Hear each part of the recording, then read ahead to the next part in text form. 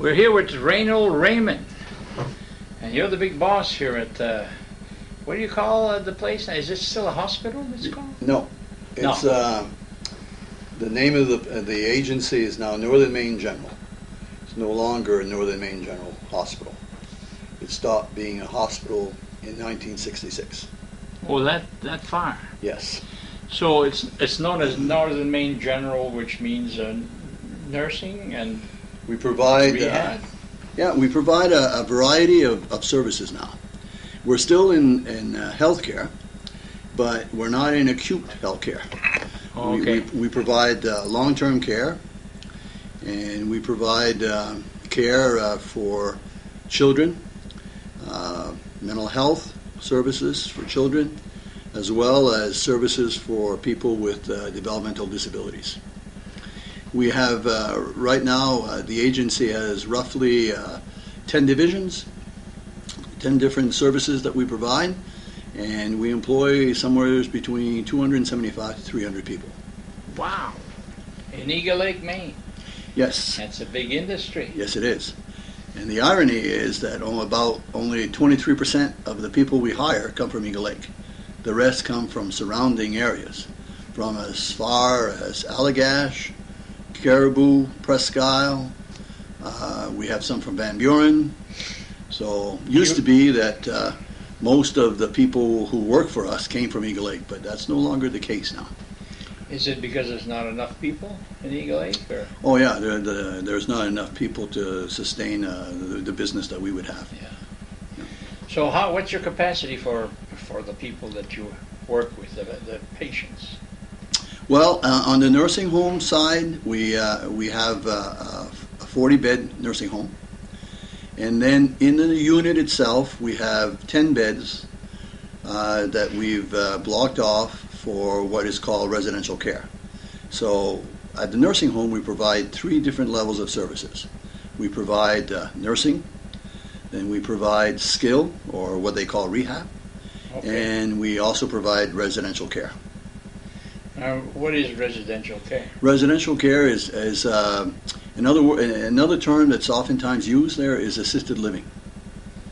So this is for people who medically are not needy enough to be in a nursing home, but they cannot really independently stay in their own homes. Okay. So they can go out and drive their car. Oh yeah, they can go out and drive their car. They simply all they do is they rent a place from us, and we provide them the services that they need. Okay. So that's great. That's a great service. Then the kids you talk about there, what's that all about? Children? Well, we provide assistance to parents who have children with emotional or behavioral issues. We go into their homes. We have case managers that go into their homes and work with them. They develop a plan, a behavioral plan, and they follow the child along with the parent. The parent and the child is involved in trying to figure out, first of all, what some of the triggers are, and then based on those triggers, a plan is developed, and then the plan is implemented for the child as well as for the parent. So they're not residents? No, they're not residents. Oh, okay. Those are in-home supports that we provide for kids with behavioral needs, or kids that have developmental disabilities. And how far is your area that you serve? We cover all of northern Aroostook, from Presque Isle north. Really? Yes. So we serve somewheres right now. We're serving somewheres in one program. In the developmental disability program for children, we serve, I believe it's around 28 kids. And then in the other program, in-home services for behavioral health needs, we serve probably another 15 kids there. Oh. So we do that in Caribou, Presque Isle, Fort Kent. So you're the only one that's doing that there? No, there are other agencies that do it as well. Area? Yes, in the same area. Yeah. So they have a choice. They want to. Yes, they have a choice of providers. To do it. Yes. Now, Raymond, you're the big boss here, and how long have you been doing this? I've been CEO here for 20 years. 20 years. Yes. Now, you told me a while ago, because we've talked before, that your family comes from Saint Agathe. Yes. And what brought them to Eagle Lake? My grandparents, on the Raymond side, came from Frenchville. My grandmother, who eventually married my grandfather, came from Saint Agathe. She was a Ringuette. Okay. And, now, the Raymonds, like Morris Raymond, who worked for the railroad there? Don no, Raymond? I don't have. It's strange. The Raymond family that moved from Frenchville, all of them moved from Frenchville to Eagle Lake. So, I have no relatives that I know of in Frenchville. Oh. They moved all here. The grandfather, or my great grandfather, moved, and he moved all his family. And his family was pretty much, well, the youngest one must have been in their 30s when they moved. It was a family that lived on a farm. Oh, okay. And they decided that when they heard about some of the opportunities that the mill here in Eagle Lake provided, they were having a hard time on their farm. They decided to sell the farm and move here. So we're talking 100 years ago? Yeah, it was probably around the early 1900s, around 1903, 1904. Now, what was the big attraction here in Eagle Lake? Well, here in Eagle Lake, it was like exciting times there. The railroad had just come through, or was in the process of coming through. They had a company by the name of Eagle Lake Lumber Company had just built a series of mills. They had bought roughly 125 acres on the southeastern shore of Eagle Lake. That's where the old Main Street is? Yeah, right there. The old Main Street, right just below the railroad tracks, where we have the marina today. Okay. That whole section from the railroad tracks down to very close to Fish River camps. There, the camps they used to call camps of Acadia. Yeah. Up all the way there was pretty much owned by Fish River Lumber Company. So they operated basically 5 different mills. They had a rotary mill, they had a shingle mill, they had a lath mill, they had a kindling mill, and then they had planters. What's a rotary mill? It's the sawmill. So they cut logs. They cut logs, and then they made shingles. They made shiplap. The people used to use to put on their buildings. Instead of siding? As a siding, yeah. Okay. And then they made kindling out of some of the waste products that they had.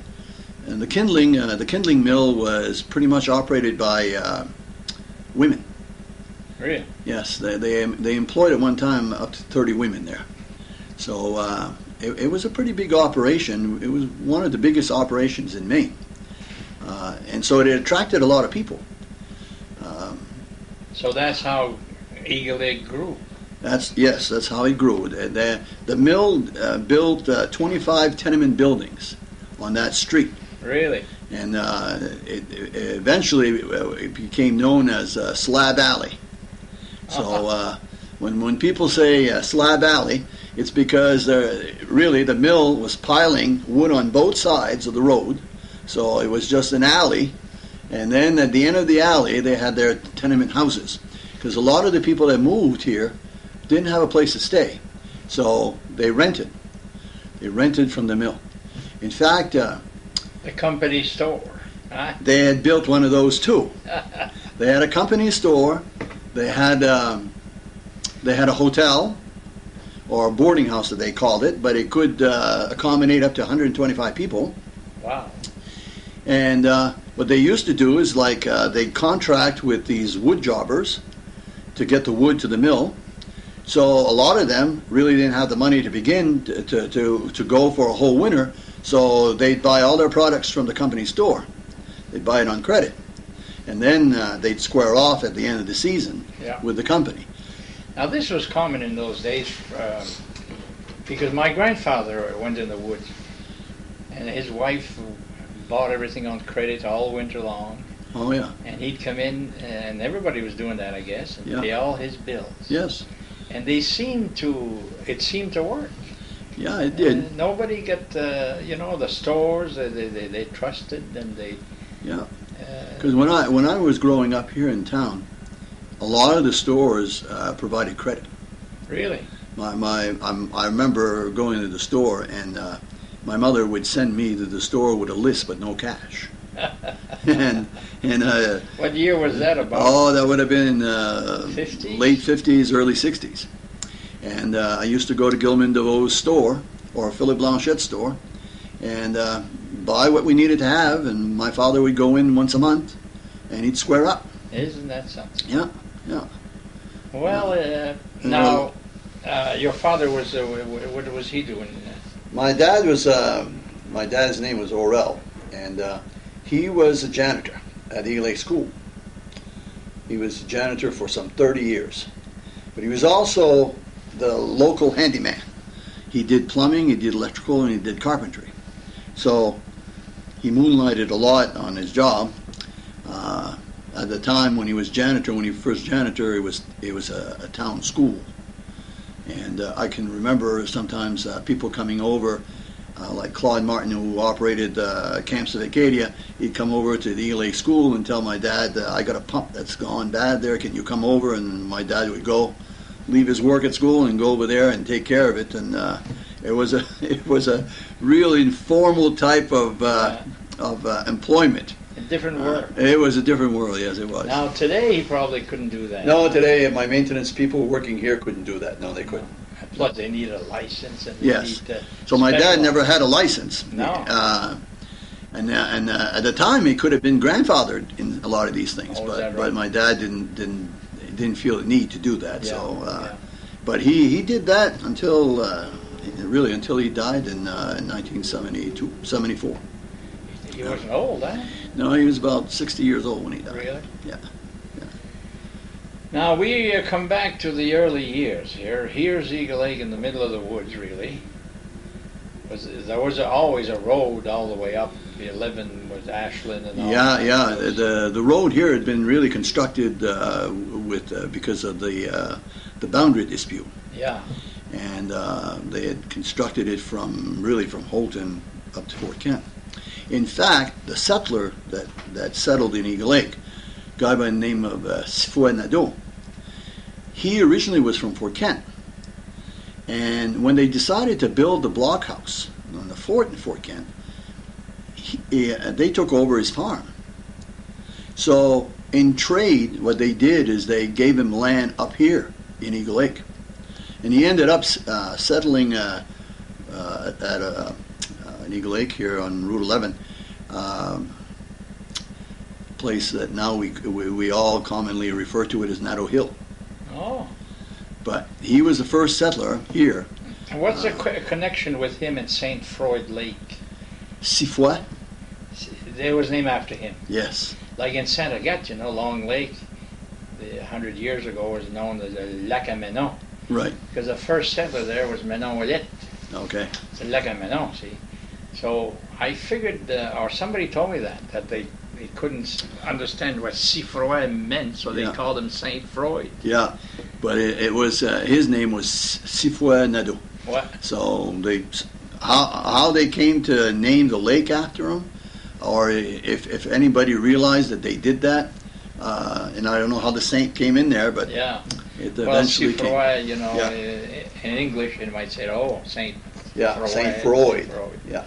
Now, wasn't he the brother of José Nadeau, who's supposed to be the first settler in Fort Kent? I believe so. Yes, I believe he was. Yes. Yeah. Well, I had heard that story before. I'm glad to hear it again from you because that's where you live, right here. Yeah.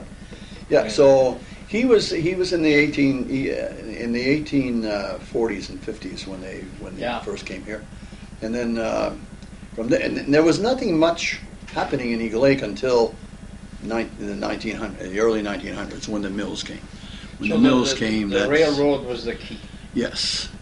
But the mill was even here before the railroad. Oh. But I think somebody had knowledge of it because the president of B&A was also the part owner of the first mill. Oh, okay. And his son was the one, Preston Burley was the one that operated the mill. So he was bringing the railroad to his mill. Yes, Albert Burley was the president at the time of Bangor and Aroostook Railroad. Oh, okay. He also served as a state senator. Was he from Houlton? He was from Houlton, yes. Oh, okay. He was from Houlton. So we're talking 100 years ago. Yes. Plus. Oh, yeah, we're talking 1902. It's around there. So this is not his mill that was the big one there. Yeah, it started. That was he's the one that started that. Him and a guy by the name of Cushing. Now Cushing, when you go to Plaisted, there's on the railroad tracks. It says Cushing siding. Oh, yeah? Well, that's because Cushing siding. Yes, Cushing. And I always wondered why that was, who that was, and why that was put there.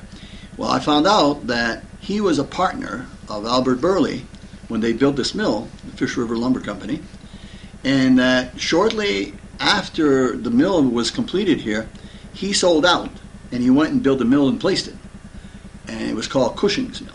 Wow. So at one time in Eagle Lake, and between Eagle Lake and Placid, there were like 7, 8 different mills.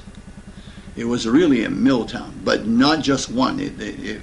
There was a lot of mills, a lot of little mills, Woods. plus the big one. Yes, Woods yes, mills. yes. And that it brought in all kinds of people. I mean, we started off with an Irishman, Richard Wood, who got a land grant about a few years after Sfuenado, and then it really started. The population was pretty much French Canadian, but the mills and the railroad brought in different nationalities. The railroad brought in Italians, because basically the line was laid by Italian immigrants. Right. And then followed as the mills came in and created a need there for businesses. We ended up with a clothing store by a company called Livingston Clothing Company. And they operated till, I think it was like 1922. But it was the first clothing store in Eagle Lake. It eventually was turned over to Louis Klein. And Louis Klein operated the store. He was the one that probably operated a store the longest of anyone in this community. If you wanted anything, you went to Louis Klein's store. Is that right? He sold clothing, he sold jewelry, he sold anything that you can imagine. As a kid, I used to go there, and I used to see all the trinkets that he had, and he was probably one of the better-known stores in the community for being able to provide anything he wanted to provide. You know, I learned from Dick Dumais, I interviewed him. His father used to have his clothing store in Madawaska, Fred Dumais and Sons. Right. Everybody went there to buy their clothing, the men. But it had burned down just before he took it over, and it was Klein's store. Klein's Boston clothing store. And right. Then in Fort Kent we have Klein Hill. So there must have been some Kleins there. Yes. And there was one here, probably the same family. Yeah. You know? Because with the mill and the influx of people coming in, we had different nationalities. We had like people of Jewish descent. We had the Kleins, the Rappaports, and then we had English-speaking Smiths, and it became really a diverse little community. And eventually, a movie theater was built. Really? They took a shed that used to be used by the mill for log haulers, and they converted that into a movie hall on Old Main Street. Now, if we go back here, this was Main Street? Yes. Old Main Street, was it Main Street? Yeah, that was the Main Street. That's where you had all the stores. Oh, okay. You had all the businesses. You had the butcher, you had the general store, you had the clothing store. That was the street where the business community right at was. the end of the lake here. Yes. Yeah. Now, I imagine the intersection of Route 11 all the way to the railroad tracks. Okay. So people could walk to all these Yes, things. and at a time they had wooden sidewalks, so that they had to have wooden sidewalks because it was just dirt. Yeah. And so and dirt. And then the other thing that they had was, in order to get the water off the roads, they had these ditches, these deep ditches. So it wouldn't have been very convenient to be able to cross from one side or the other. Les fossettes. Les fossettes, yes. And people used to their septic systems when they didn't have any septic. Everything went in the lake, huh? Oh yeah, yeah. Les fossettes, pareil, huh? That's right. Oh yeah, here it was like there was from the time I remember there was a tremendous need here for a sewer system. Yeah. Everybody had their own little methodology of dealing with the waste, and most of it found itself in a ditch. Yeah. And so I know in Saragat most of us never learned how to swim because the lake was too dirty. There was a starch factory emptying into it, and all this, everybody's sewers, you know. So I imagine it was the same here. Yeah, but we went for a long time. Where the public beach is now, you couldn't go there because that was always full of logs. And even after the mills were gone, the remnants of that still existed. So there was a place, though, on Furlong Road where LeBeff had his house there. Okay. Between LeBeff and Furlong, the Furlong residence. Right there, there was a beach, beach area, and that's where people went swimming. The water here in Eagle Lake is pretty clean because it's one of it's the lake that is the center of all the fish lakes, so it empties more often than any other lake. I think I remember someone telling me at one time that it emptied itself almost like once a month, so 12 times a year the water turns over. So it's almost like a river because there's currents in it. Yeah, so there's currents, yeah. Yeah, it's the last lake of the chain. The Fish River, yeah. And sure, because the first one is Long Lake. That's right. And when it starts there, right at the bottom of the town itself, it was dead water. Yeah. And whatever they threw in there stayed right there, except for the wind would carry it sometimes a few miles, and they would come back. You know? Yeah. Well, when I was a kid here, the municipal dump was along the lake. Oh yeah. Yeah. Yeah. It was just. Where the picnic area, where the state has its picnic area, you took that road, you went down, and you dumped the garbage right there on the bank of the lake. Yeah. They closed that, I think, only in the late 50s, early 60s. Yeah. Different world. Oh yeah. So now your great grandfather is the one who moved here from Frenchville. Yeah, Joseph Raymond. And he moved here. He was pretty elderly when he moved here. Okay. He moved here with his family. He was like the patriarch of the family, but he was retired, had been retired for quite some time. And in those days, it's like if you lived on a farm and you no longer were able to farm, well, you most likely turned over the farm to the elder son, which in this case happened. He had a son by the name of Joseph. His name was Joe, and he passed his farm over to Joseph Raymond Jr. Joseph had married a woman by the name of Modeste Pioud, who came from the Frenchville area, and he had like 6 children with her. But he died at the age of 34. So he had a brother who at the time was going to the Madawaska Training School. Apparently in those days, the oldest son would get the farm, and the second son would get like a college education or something, or some greater level of education. Yeah. So that man that was going to the Madawaska Training School, his name was Leon Raymond, and he was he was the man that became my grandfather. Oh, okay. So when his brother died, my great-grandfather called him back to the farm and had my grandfather marry his brother's wife. Oh, il était pas marié. No, he wasn't. He was a bachelor. Okay. He was a swinging bachelor at the time. So he ended up marrying Modeste Pioud, who was then Modeste Raymond. Well, he had with 6 kids. With 6 kids, and he had 2 other kids with her. And then she died. Really? Yes. My died. Yes. And that's about when they moved here to Eagle Lake. So when they moved here, they moved not only my great-grandfather, but my grandfather moved, his two sisters moved, and the family of 8 now moved here to Eagle Lake, and they started working at the mill. So they gave up the farm. They gave up the farm, yeah. My grandfather never went to work at the mill. He did all kinds of odd jobs. One of the jobs that he did have was he became what they called a bedou. Okay. For St. Mary's. So he worked with Father Marcoux. The sexton. Yeah, the sexton. Yes. And so that's as soon as he gets here. That's basically what he starts doing. Because he had learned a little bit of carpentry on the farm, and so they hired him here to maintain really the rectory but primarily the cemetery, because he's the one that made the boxes for the people that and also some of the wooden monuments.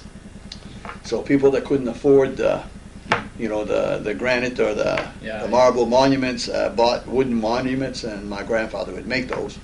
He also taught school, adult ed. Oh yeah, he had gone to Madawaska training. Yeah, in fact, he built that little school there in T15R6, where Hector Bouchard is. Okay. On the left-hand side, as you're traveling south. He had built that little building. It was used as a school, and he taught there periodically. Because he ended up marrying the woman that became my grandmother, Zéline Ringuet.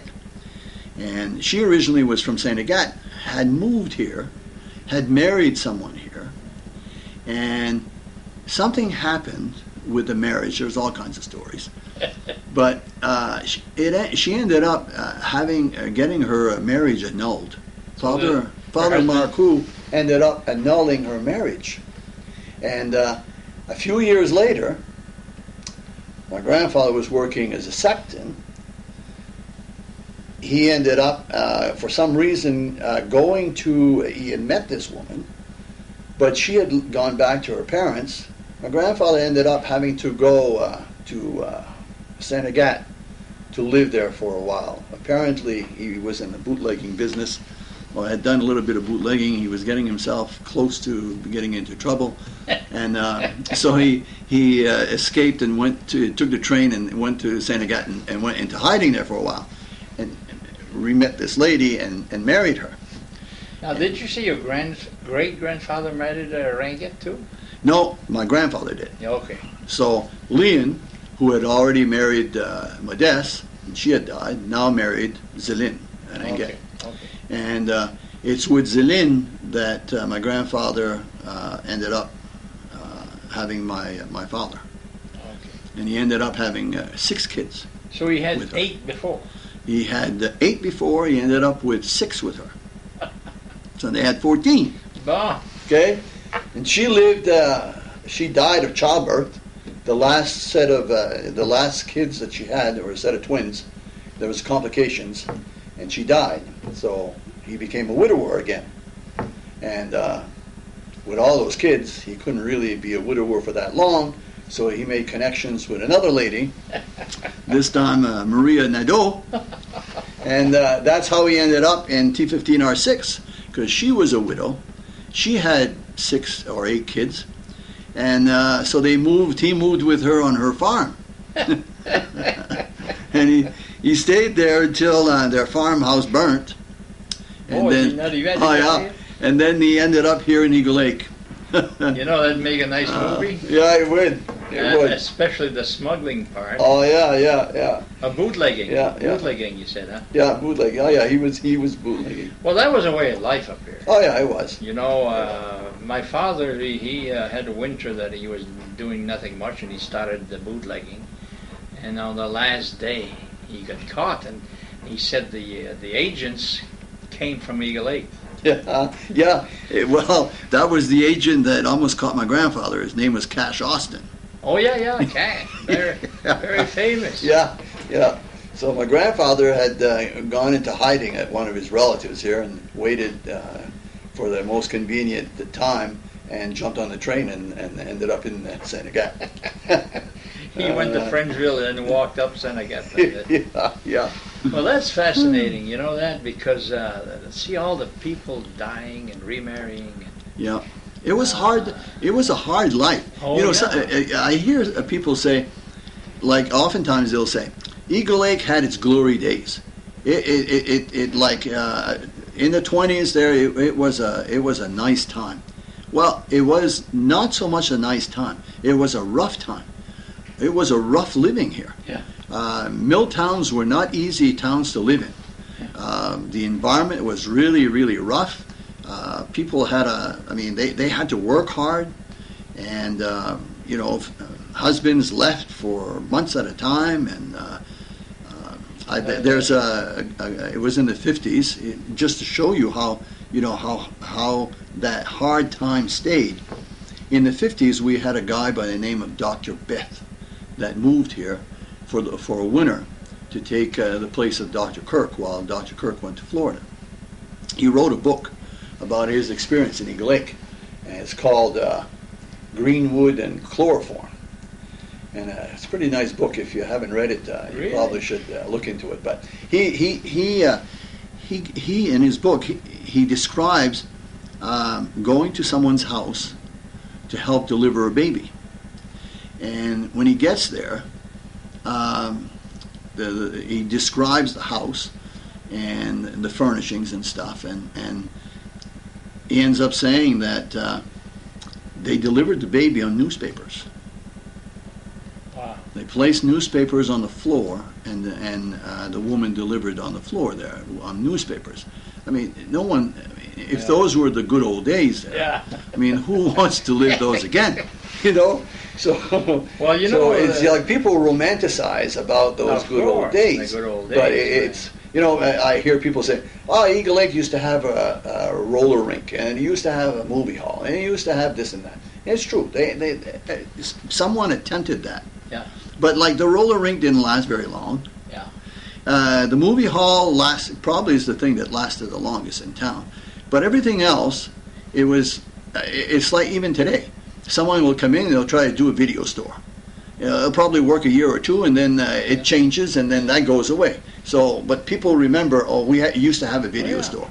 Yeah. But no one, after a while, no one went to the video store that they had to close. Yeah. People don't remember that's what happened.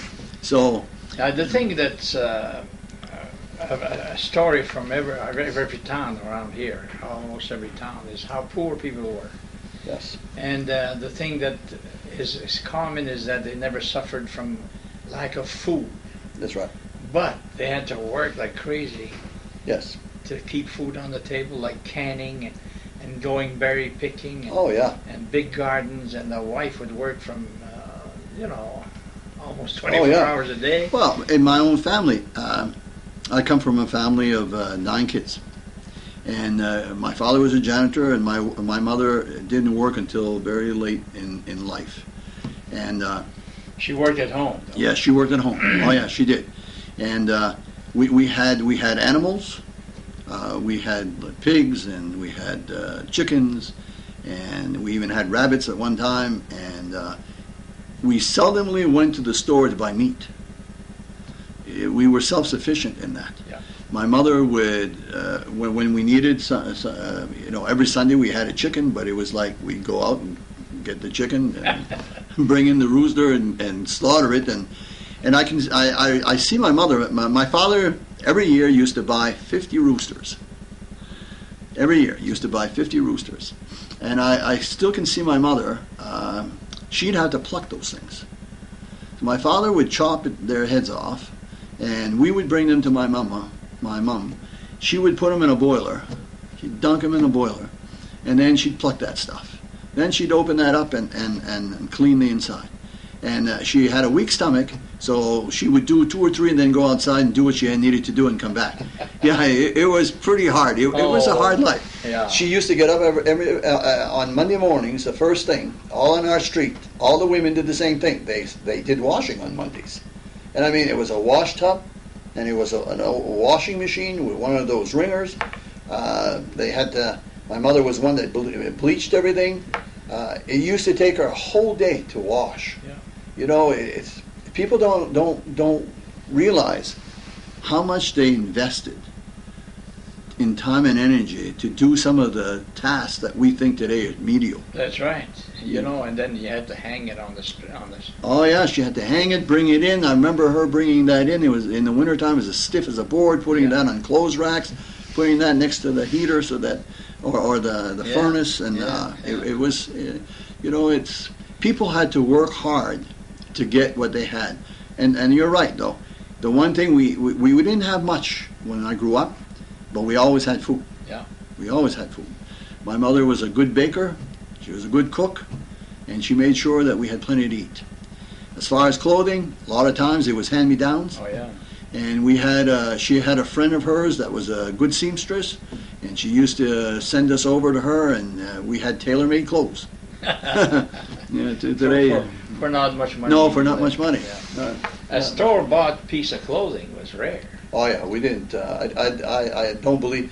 The first time I remember my father buying us something, and we weren't too crazy about it. My brother and I. He bought us from the Klein store. He bought us some breeches. We looked like Sergeant Preston with those things, and we did not like them. They were green. They had these side wings on them. Oh boy! And they were made out of wool, not very comfortable. They were supposed to be hot though, or warm. They were. But I can remember my brother and I, we'd go in the garage there and we'd... Now these came just below your knee? Yeah, just, because they went with what they call gum rubbers. Gum rubbers, yeah. So it's like Sorels today there. And they didn't go all the way down to your ankle. They went just about, maybe 3 or 4 inches from your ankle. Had suspenders? Oh, yeah, we had to wear suspenders. They, when I was in school in Santa Agatha, I had short pants and stockings, like a girl. Yeah. Honest? Can you imagine? Yeah, yeah. And we all looked the same, and little sailor suits. And, yeah. So that's a very interesting, lots of stories here. Coming back to why we're here and why you're here is the hospital in the middle of nowhere. Right. Which starts when? The railroad is here. The railroad comes in, the mill comes in. There is it's a rough environment. There are accidents. Yeah. We have a parish priest, who's like a human dynamo, always looking to do something. And somewhere around 1904, he communicates with the bishop and says he would like permission to build a hospital in Eagle Lake. And who was the bishop? Do you know? Yeah, I think it was McCarthy or something. No, I think at the time it was a guy by the name of Connolly. But the next time we hear about a bishop and the involvement, excuse me, with Northern Maine General or the hospital is Bishop Walsh. Oh. He's the bishop that we see through the construction period. So the hospital was started somewhere around in the spring of 1905 is when he started building the hospital. He did get permission. We don't really know if he got permission then. All we know is that he started. Yeah. He was determined. He was determined because Father Marcoux was one of those characters that when he decided that something needed to be done, he did it and then waited for the consequences to come. Where was he from? Quebec? Yeah, he was originally from Quebec. Yeah, he had been a missionary. Is that right? Oh yeah, he had served, I believe, somewhere in Illinois with the Indians as a missionary. Okay. And eventually got moved here. And so at that time, excuse me, he has a church, a little church. Or is it? At that time, the church is in Wallgrass. Oh. Church is in Wallgrass. Because he was first stationed in Wallgrass. So he built a church in Wallgrass and he built a convent in Wallgrass, or a school. You probably had to stop that just for a minute. Yeah, yeah. I got to get some water. We took a little break here. On parle à plein, là, moi, plutôt, là. Yeah. Ça fait que la gorge vient sec. Mm. But you have a lot to say here, Reynald. It's very interesting. And now we're with Father Marc, who has a church in Wallagrass, and there's none here. Mm. Yes. And his first project here is to build a hospital. While he's in Wallagrass? Yes, Oh. while he's in Wallagrass. Yes. Because the population was here, the mills were here. And Yeah, but it had not started like that. I mean, the Wallagrass had, I believe, just as many people in the early 1900s. It was when the mills opened up here that the population started to grow here. Yeah. But the parish was really established first in Wallagrass, and then we ended up having a parish here in Eagle Lake. Now there's a Father Corriveau, is there, in Wallagrass there, maybe replacing Father Marc? Yeah, it could very well be. Yeah. I'm not sure Seems to me who ended up replacing him. Father Marc ended up, he died in 1918, so. So he had a parish here eventually. Oh yeah, Somebody replaced him in Wallagrass. Somebody replaced him in Wallagrass, Okay. yes. And here he was admired. I mean, I think when I talked to some of the elderly people when I was growing up, I mean, he was close. They looked at him almost like a saint. Now the parish priests in those days, sometimes they were the only ones who had an education. Yes. And people went to them for everything. Oh yes, they did. For legal and medical and Yeah. spiritual. Yes, no, they did. I mean, during the period of Father Marc, I don't believe that there are too many people that did anything that Father Marc did not want done. Oh, okay. He was pretty much not only the religious leader, but the civil leader. Right. In fact, just give a little bit more about Father Marc. He ended up oftentimes getting himself into trouble with the bishop, only because he took steps before he got permission. Yeah. The hospital was one of those things. And like when he built the hospital, he built the shell, but there was really nothing in it. He convinced the Franciscan sisters to come here, and 5 of them went through Clare and came to Wallagrass, and then came here, and they found just a shell. Wow. There was no furnishing. There was nothing. But his goal was, we'll have a hospital. So they ended up deciding that they were going to make it their mission, and they went around begging. And that's how they started getting the stuff for the hospital. The nuns. Yes, the nuns. They went around, they begged for beds, they begged for whatever linens they could find. They begged for some money. They raised, I believe, in the first couple of months, they raised like $40-some-odd. And eventually, they got a hospital. They got one of the, at the time, especially in the 30s and 40s, one of the best hospitals in northern Maine. But it was through sweat and hard work that they did that. Now, just before they had a hospital here, that people got hurt, let's say, there was no place to go. Nope. You just fixed it the best you could. You fixed it the best you could, You'd be or a cripple for life, or Yeah. you'd cut the or, leg. or you died. You died, yeah. Yeah. Infections and stuff like Yeah, because before the hospital here, there were doctors that would come through the area, but they were basically all from Canada. And I think there was one that had opened up a practice in Madawaska and was doing Fort Kent, but there were no surgeons in the area. So if you needed to have surgery, it was like you were on your own. that. Now, it's amazing, that when we talk about the hospital in Eagle Lake, the first one north of Bangor, Mm-hmm. because another thing that's happening this year, I think, is that Presque Isle is celebrating their anniversary, 100 years. Right. And they thought they were the oldest one north of Bangor. Yes. What happened there? Did you have? They were. I don't know. What when they decided that they were the first, because they were not the first. They're probably the first longest lasting hospital north of Bangor. Because they're still there. Because they're still there as a hospital 100 years later. All right. But the first hospital was Eagle Lake, and the second hospital north of Bangor was in Holton. So there were none north of Bangor. None. It's amazing. Yes. It's amazing. Yeah. Those towns are pretty big. Yeah. So I don't believe that we would have had a hospital here had it not been for Father Marco. Of course not. I don't think we would have had it. Some people say, well, the mill had a lot to do with it. I think the mill, the principal owners of the mill helped, but I don't believe that they were the engine that brought in the hospital. Okay. Father Marcoux was that engine.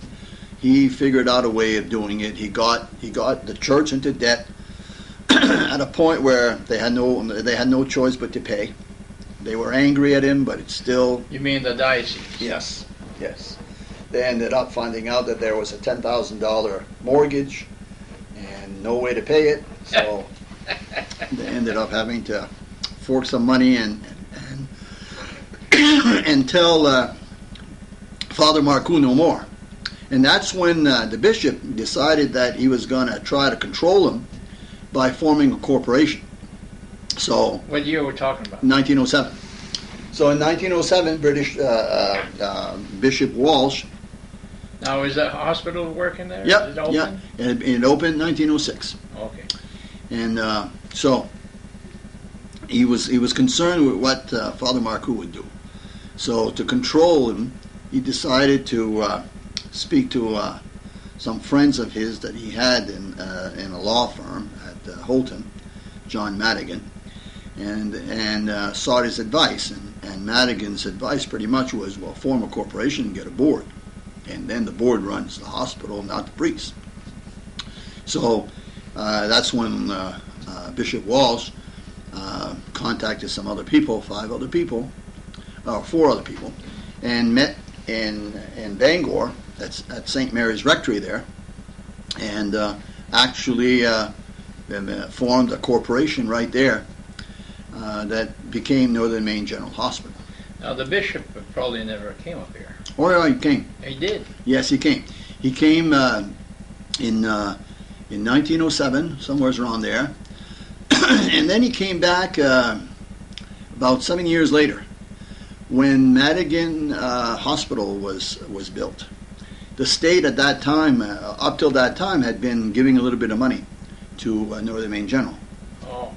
To help to subsidize them, and but when the hospital opened in Holton, it was a newer hospital, and the senator was from Holton, so the money was transferred to Holton Hospital. Well, at that point, the bishop said, "Well, do we really, if Northern Maine General can't make it on its own, and we're not going to get state funded, maybe we should do something different with that." So he ordered Father Marcoux to turn Northern Maine General into a school. Convent? Yeah. Kind of thing? Yes, like a convent. Like Saint Agathe there. Yes, something like Saint Agathe. And what they had done in Wallagrass, because they had built one in Wallagrass. Oh, is that before, right? Yeah. So, of course, the bishop didn't realize that although Father Marcoux had built the hospital, really the people who ran the hospital was not Father Marcoux, it was the nuns. He never mentioned that to the nuns.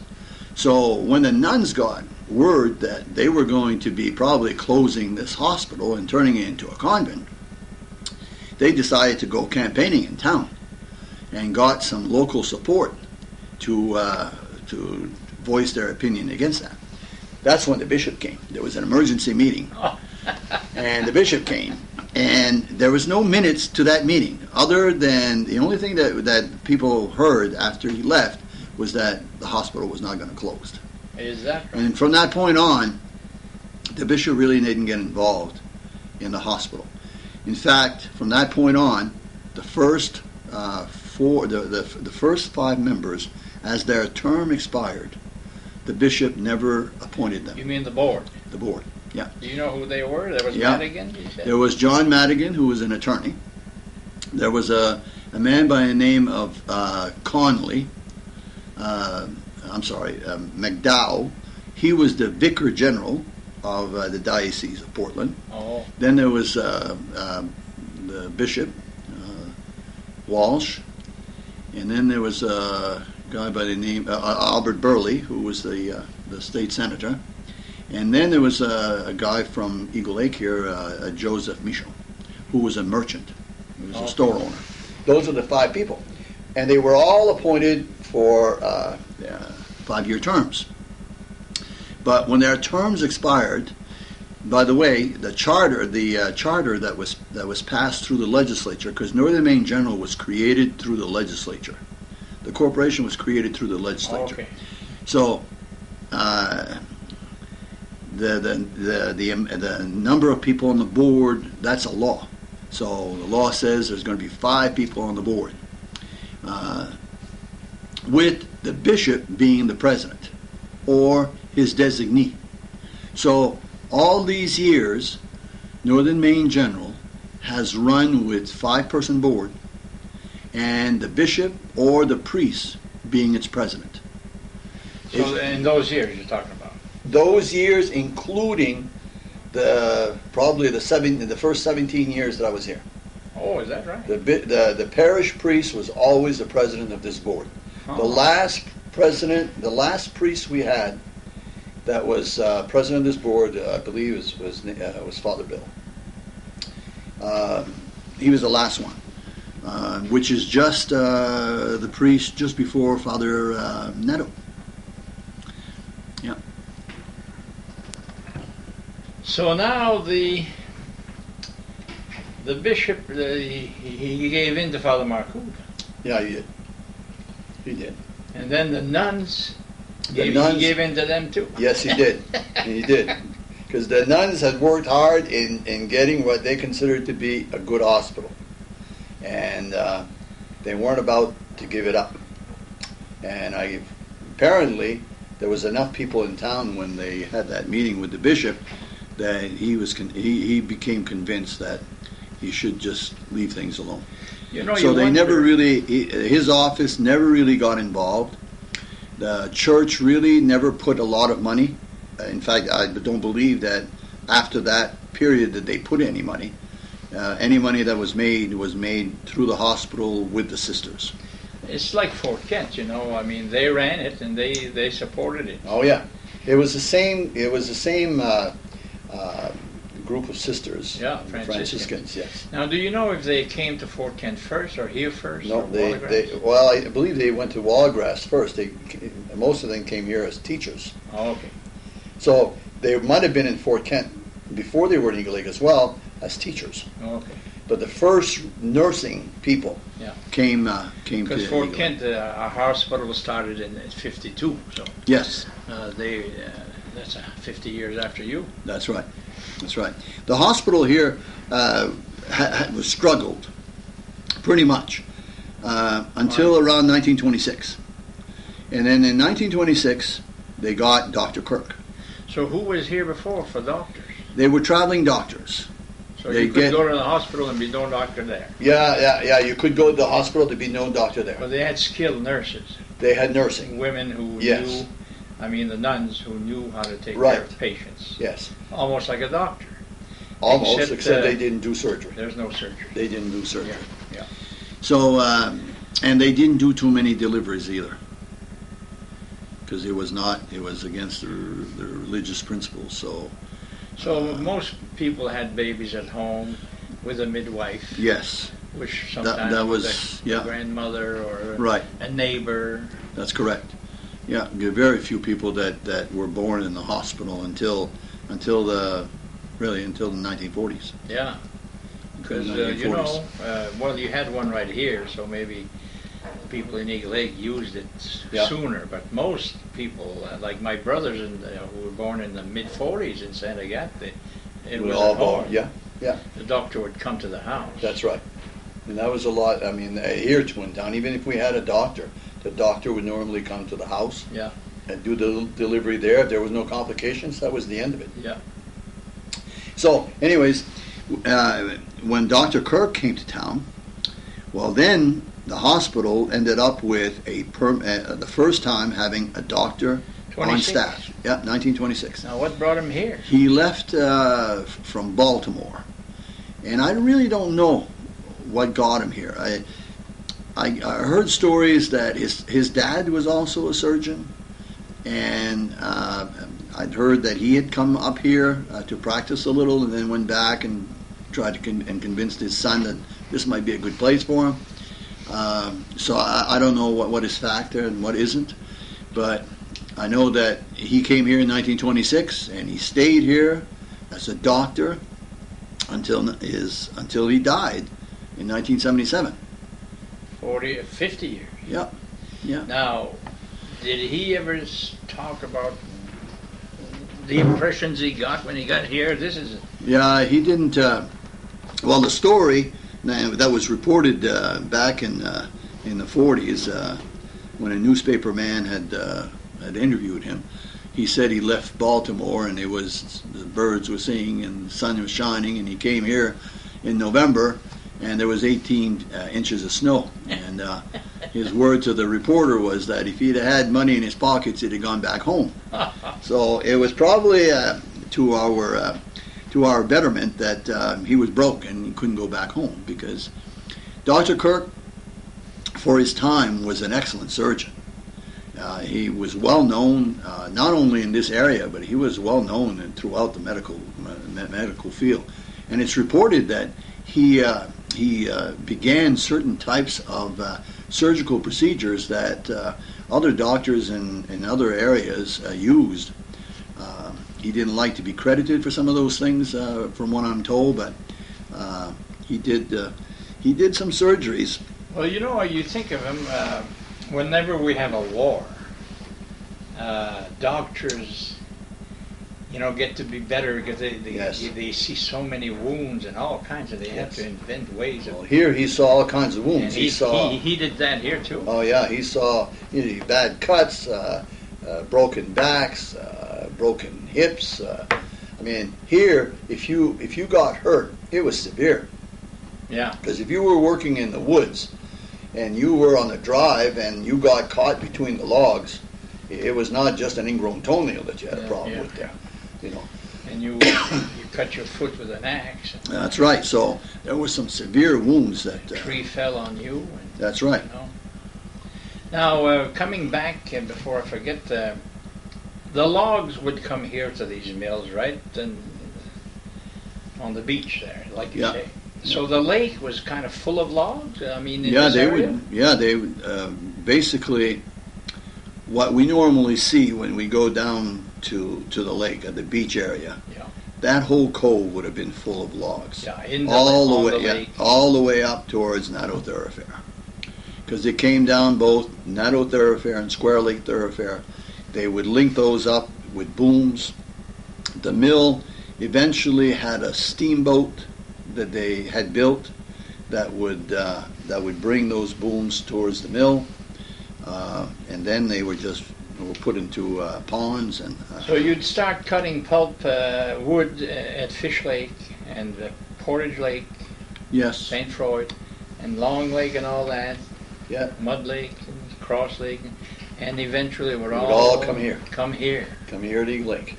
Isn't that something? And that's why that's why they chose this lake to put those mills on, because it was the last lake on the Fish River chain. Yeah. Plus, Nadeau Thoroughfare is not far from here. That's right. So if you put it in another place, you couldn't get the logs. That's there. right. You couldn't get the logs there. Yeah. So here you could get the logs from the entire Fish River watershed. Yeah. And there were a lot of logs, and it created a lot of business for not just the people who worked in the mill, but also the people who worked in the woods. Yeah. Plus the people who own the mills. That's right. That's right. Now, what's at the other end of the lake there before we get into the Fish River? There's a. Oh yeah. That has nothing to do with logs. No. That was a net that was constructed sometimes, I think in the 30s or 40s, probably in the 30s during the Depression there, through some civil program. But it was a net to try to make sure that the salmon would not go downstream. Oh. So the So salmon from all these lakes? Yes, this would be their last stop. And then they'd have to go back upstream, but they would not be going down the Fish River into the St. John and out to the Atlantic. Oh, okay. Okay? So they would landlock salmon? Yes, it was landlocked salmon, and they had those nets that supposedly would keep the fish in. Yeah. Eventually, it just wore out. The stories that I heard was that a lot of the fish got caught in the nets. Oh. And you had people that would walk on these what do they call it? piers. Piers. That's what I was looking for. And try to yank them out. So I remember when I was a kid, and that they finally did away with the nets. There was we had meetings after meetings where people were after fishing game to rebuild those, to reestablish those nets, and they were not successful in being able to do that. So that was a nice source of fish for the surrounding people. Oh yeah, it was. Yeah, it was easy to catch them. Yeah, it was easy to catch them. So this was those piers they're still there. Some of them are still there, yeah. Yeah, and So the only purpose there was to. Yeah, I always thought it had to do with logging, but no, it didn't have anything to do with logging. It's more with fishing. Huh? Yeah. So with Dr. Kirk, he grew this hospital so that by the 40s, this place is doing real well. What happened, Dr. Kirk became like the savior. He also became the downfall of the hospital. Because part of it had to do with what ended up with his health. He ended up contracting TB, tuberculosis. And eventually he lost a lung. When was that? That was in the 30s that he had. That was common then. Yes, it was. And he ended up losing a lung. And ended up, as a result of it, not being able to really withstand the cold winters. So he decided that he was going to be a doctor here in the warm months and go to Florida in the winter months. And at first, that really didn't have much of an impact, because what he did is that before he left, he always found a doctor to come and replace him while he was gone. So that worked for a while. But in the summer, when he'd come back, he'd want the business again. Oh, yeah. So as long as the doctor that had come was coming with the anticipation of only being here for a short period of time, that was okay. But some of them decided that they wanted to really stay, and so they started looking around. One of them was Dr. Hungs. Oh, yeah. Dr. Hungs was here for 6 years, and then eventually went to Fort Kent. And he went to Fort Kent when they built the hospital in Fort Kent. And he became their chief surgeon over there. So basically, he and Dr. Kirk, although they had started working together, ended up being competitors there. But that was the beginning of the downfall of this hospital, because when Kirk had a hard time now over the time finding people to come who were willing to give up their practice once he came back, then the hospital was for months without a doctor. And if they did find a doctor, sometimes the doctor he would find was not a surgeon. So now they had a doctor who couldn't do surgery. So the surgery now had to go to Fort Kent. So, however, that in 1951, when Fort Kent opened up People's Benevolent Hospital, the nuns here were helpful in their organization was very helpful in getting that hospital open. In Fort Kent. In Fort Kent, yeah. And by the 1960s, they're here. The nuns were getting pretty. They were very much thinking that Northern Maine General Hospital would not be able to withstand, because they simply could not get a doctor to stay all the time. And they couldn't get that doctor because really of the way Dr. Kirk wanted to practice. Yeah. So I think they started losing faith in the hospital here. And in 1966, they gave 2 weeks' notice that they were closing the hospital. Wow. And they gave that 2 weeks' notice to the board at the time. Now, the board at the time was made up basically, well, people. There were 3 people at the time, just before the hospital closed. It was Gilbert Michaud, Philip Blanchette. Gilbert Michaud was the postmaster.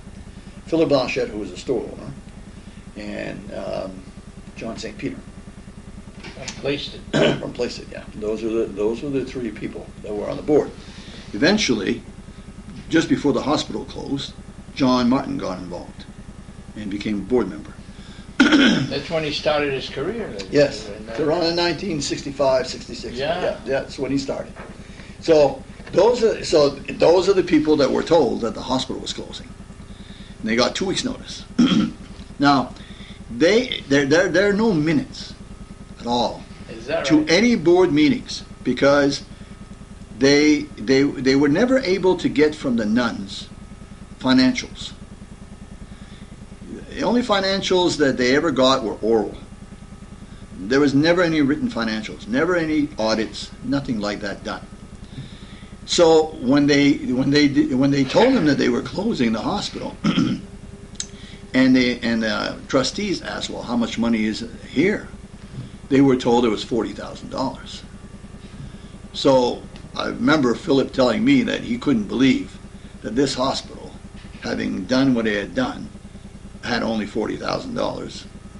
But they didn't want to push it because they didn't want the nuns to leave. Because without the nuns, they knew they didn't have a hospital. So they pretty much just took their word for it. Fort Kent has been in existence 15 years. That's right. So did they have quite a few patients that still came here? Oh, yeah. Oh, is that right? Oh, yeah. No, they had quite a few patients over here. Well, when Dr. Kirk was here, the hospital was full. But the issue was, when he left all winter long, then there was really no hospital anymore. Now, honestly, do you know what year he came in? Mid-40s? Yeah, probably in the mid-40s, yeah. He's from Pennsylvania, I think. Yeah, don't know that much about I him. wonder what brought him up here. Was it Kirk? Did he have a connection? Yeah, no, Kirk brought him up here because Kirk was going to Florida. Okay. So he was one of the first doctors that Kirk brought up here. And then he wouldn't let him stay or something? Well, he didn't want to share. He didn't want to share his practice. Yeah. So I remember Kirk. If you went to see another doctor, he'd come to your house and tell you off. And tell you off, because if he was your family doctor, he couldn't understand why you would change. Oh yeah. So I remember my mother had one delivery that she had someone else other than him do it, and he came to my parents' house and he asked my mother what was wrong with his ability to help deliver. He had delivered all of us, so why would she worry about this one? Oh boy. And I know that she felt pretty bad about it, but she was she had decided that she did not want to have Dr. Kirk as her doctor anymore, and she had made that decision. But Dr. Kirk didn't like that decision at all. Isn't that something? Yeah. So he wasn't too kind to some of the people that he brought in here when he came back. He expected them to go. Yeah. And a lot of them did without any problems, but. We had a Dr. Sterling, we had a Dr. Beth. Dr. Beth was an Englishman right from England. He came here with an umbrella and one of those hats. Oh yeah? Yeah.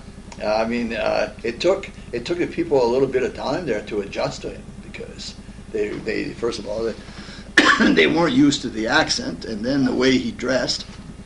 And he always walked around with an umbrella. Now, Sterling, did he go to Fort Kent? Yes, he did. Okay. And Sterling also was someone very different in the area, because he was our first black doctor. Right. Okay. See, I don't think I ever met him. He must have left before I... Yeah. I've been here since '63, and I've heard of him. Maybe he was here a year or two after I was here. But, yeah. So he was from away too. From yes, he was down country. Yeah. Not all the doctors that came to the hospital here, along with Kirk, were all from away. Yeah.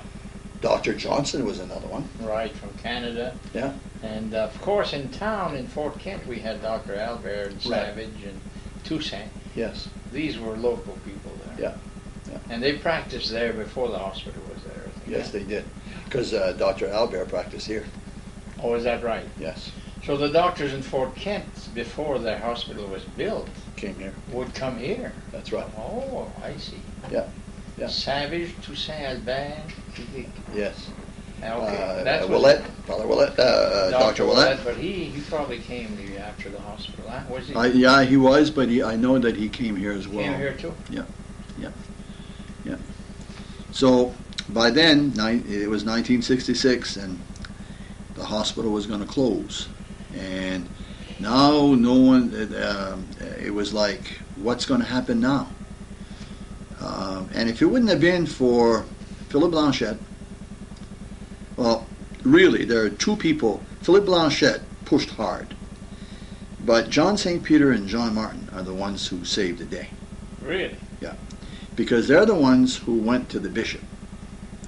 And yeah. Now John's a young. Oh yeah, he's only in his 20s at this point. Yeah, early 20s. And John St. Peter had told me a story when he first hired me. My first job, by the way, was working here when I was 16 years old. John St. Peter hired me here to dig sonotubes by hand. And I was in high school at the time, and I needed a job real bad, and John St. Peter gave me a job over here. So my first real job was working at Northern Maine General. It'll probably be my last job, too, working here. But so you were going to high school in Fort Kent? Yeah, I was going to high school in Fort Kent. And John St. Peter told me a story that when they closed the hospital, he and John Martin made an appointment to go see the bishop. And apparently the bishop was not too enthused about seeing them. So when they got there, they were seated in the lobby and they waited. And apparently they waited. It was in the late part of the afternoon, and they still hadn't seen the bishop. And they were pretty much told that they probably wouldn't be able to see the bishop. And John St. Peter said, if I don't see him today, I'll see him sometimes because I'm not leaving. And apparently, not much time later, the bishop came and had a meeting with them. The result of the meeting eventually was that the church turned over ownership of Northern Maine General to the board, so that the board became the operating force, still under the same charter. But there was the nuns there. Well, the nuns wanted to sell the place, but what they didn't have is they didn't have the deed. So the bishop was going to either sell the place to the community, the Franciscans, or sell it to liquidate it in one fashion or another. So they convinced the bishop that he was going to sell it. He was not going to sell it, that it was going to be operated by a board that was going to be appointed like the charter had said. So the agreement was that the parish priest was going to be the president instead of the bishop, and then there would be eventually four other members. So the church, the diocese still owned it? They still owned it. The building? Yes, they still owned all of the assets. Okay. All the assets, except the capital, except the working capital. That was owned by the Franciscans, or the hospitals, or the hospital. But they left the board here with $40,000 and no records. No records. There is no records of the hospital at all here. No financial records whatsoever. Isn't that something? Huh? The rumor is that they either burned them or they took them to the mother house. But there are no records of the hospital here. Now, do you know why such a quick exit? Well, they had already made a decision that it was Fort Kent they were going to support. Okay. And no longer Eagle Lake. Okay. So what happened is that John Martin and John St. Peter had heard about it. So they went to Fort Kent, and they got, I believe, 2 nurses that was working in Fort Kent to agree to come here when the hospital closed to take over the hospital. So and that's what happened. When the hospital closed, those two nurses came. And they became the first people to run the hospital that were not of a religious order. Okay. And that was Maria Tvois. Oh, yeah. Okay? She was an RN. And I believe the other one was Maxine... she was also a nurse at Fort Kent, I believe. Not Lorraine Cody? No, Maxine Mazzaro or something like that. Okay. But they were the first two people that came here after the nuns left. Where's Kirk? Did we know? Kirk is still floating around. In 66? Yeah. He's got his office there at his house. Okay. So he's practicing medicine there. And then when they closed here, there were people here. There were people here. You mean patients? Oh yeah, there were patients here. So they maintained the patients. They got doctors to come in, and they didn't accept any new patients, but the patients that were here, they kept them until they were able to be released. And then they had people that over time had become boarders there at the hospital, because they were operating like a hospital and almost like a little boarding home. So we had 3 or 4 people that were living there as boarders. Now, besides the nuns, they had people working there. Oh yeah. I mean, all kinds. Oh of yeah, stuff yes, you did. Cleaning and Right. cooking. Yeah, cooking. So these were still there when the nuns. Oh yes, they were still there. Now at the same time, they were having a big crisis in the Catholic Church. So the Vatican II comes along. Right. And a lot of nuns leave. Right. And it's a big crisis. Mm. And so maybe that was part of it too. I don't know. Yeah, I really don't know, other than what I've been told by some of the people that were on the board as to what the reason was for closing the hospital. Primary reason was the doctor, lack of consistency in having a doctor.